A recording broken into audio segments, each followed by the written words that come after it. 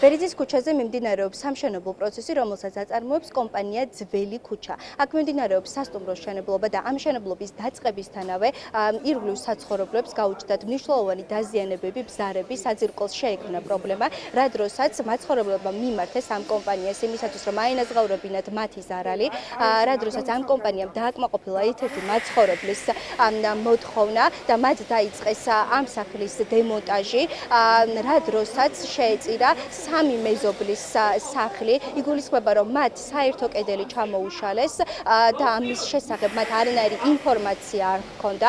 აქედან გამომდინარე მაცხოვრებლები ამბობენ, რომ აქ შერჩევით სამართალთან გვაქვს საქმე და მათი მოთხოვნები რეალურად არ კმაყოფილდება, რადგანაც მათ საკუთრებაში და მათ პირად სივრცეში ისე შემოიჭრა კომპანია, რომ მათ არანაირი საფუძველი და მათ არანაირი დასტური არ ჰქონდათ მათი მხრიდან.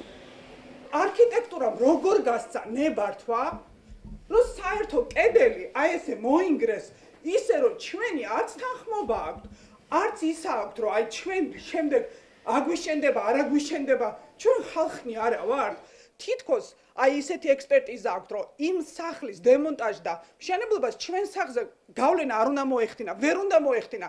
აი გადაუღეთ და ნახეთ, როგორი ექსპერტიზა აქვს ჩატარებული, რომ გავლენა არის თუ არა ჩვენ სახლზე. ვიყავით კალაძესთან შეხვედრა იყო ბატონ კახისთან, გადააბარა ბენდელიანთან, ეს ვიყავით ბენდელიანთანაც და აი გამოგვისტუმრეს ესე, რომ თუ გინდა თუ ქირებსო გადაგიხდითო. ნახევარი ქირას გვიხდიდნენ, წელიწად ნახევრის შემდეგ გვითხრეს, რომ თქვენი სახლის ვარგისიანი და შეგიძლიათ გადაბრძანდეთ და იცხოვროთ. ეს ვარგისიანობა იყო ის იყო, რომ ფასადურად იყო გაკეთებული ჩვენი სახლი და შიგნით არაფერი არ იყო გაკეთებული. ჩემი ხელფასის ფაქტურად 50% ზოგჯერ 60% ვიხდი ქირაში და რატო? რის გამო? ეს იყო მათი კეთილი ნება. ანუ კეთილი ნება დაარქვეს ამას ქირას რო გვიხდიდნენ იმის გამო რომ დაგვაზიანეს. არავინ არ მეუბნება იმას, ვინ არის პასუხისმგებელი ჩემს სიცოცხლეზე თუნდაც დღეს. საქმის წარმოება და ყველაფერი მიმდინარეობს კანონის ფარგლებში. ამას თუ ეწოდება რომ ეს პროცესი მიმდინარეობს კანონის ფარგლებში, მაგაზე იმშელებენ ალბათ უფრო კომპეტენტური ადამიანები. ამ სასტუმროს მშენებლობა 2019 წლიდან მიმდინარეობს.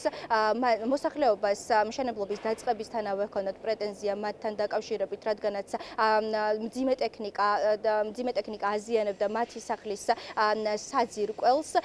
აქედან გამომდინარე, კომპანიამ გადაწყვიტა, რომ მაცხოვრებლები დაახლოებით წელიწადნახევრის განმავლობაში გაეყვანათ ქირით და ეს ასე მოხდა კიდევაც, თუმცა წელიწადნახევრის შემდეგ, როდესაც მათ ჩაბარდათ თავიანთი სახლები რეაბილიტირებული, აღმოჩნდა, რომ სულაც იგივე სურათი ან შესაძლოა უარესი სურათი დახვდათ, რაც იგულისხმება იმაში, რომ ბზარები არ იყო დაფარული, ის მხოლოდ გარკვეული მასალით იყო შეფუთული. აქედან გამომდინარე, მათ სახლში ცხოვრება იყო შეუძლებელი და სწორედ ამიტომ რამდენიმე მოსახლემ გადაწყვიტა, რომ მათ თავიანთი სახსრებით გაეგრძელებინათ ქირით სარგებლობა, რასაც დღემდე თავიანთი სახსრებით ახერხებენ, ხოლო რამდენიმე მოსახლე დარჩა ამ ადგილას საცხოვრებლად და ისინი მიიჩნევენ, რომ მათი ცხოვრება არის მუდმივ შიშის ქვეშ, რადგანაც არ იციან როდის დადგება სავალალო შედეგი.